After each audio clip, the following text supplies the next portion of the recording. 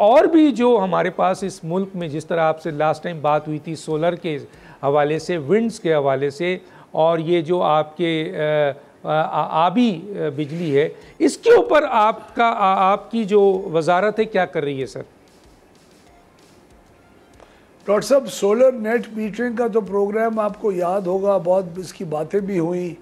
2017 में हमारी ही हुकूमत ने इत्तेफाक से 1 साल के लिए, मैं वज़ीर था उस वक़्त, हमने ही शुरू किया था उसका आगाज़, और इंशाल्लाह इसको जारी रखेंगे। उसमें लोगों ने ख़ुद बहुत इन्वेस्टमेंट्स की हैं सोलर नेट मीटर्स में।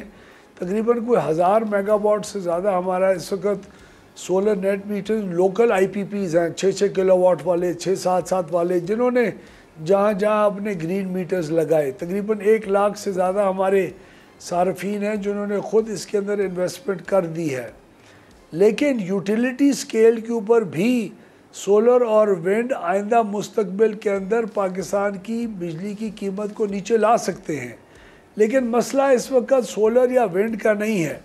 बिजली, पानी से बनने वाली बिजली की कमिटमेंट हम ऑलरेडी कर चुके हैं, और इस वक्त वो कमिटमेंट के मुताबिक काम कई प्रोजेक्ट्स के ऊपर शुरू हो चुका है।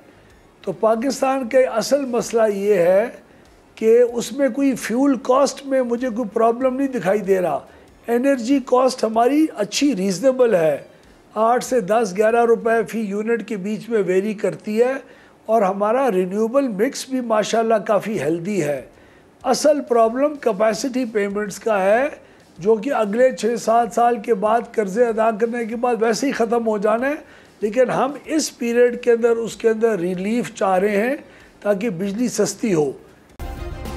सब्सक्राइब करें और बेल दबाएं ताकि कोई खबर रह न जाए।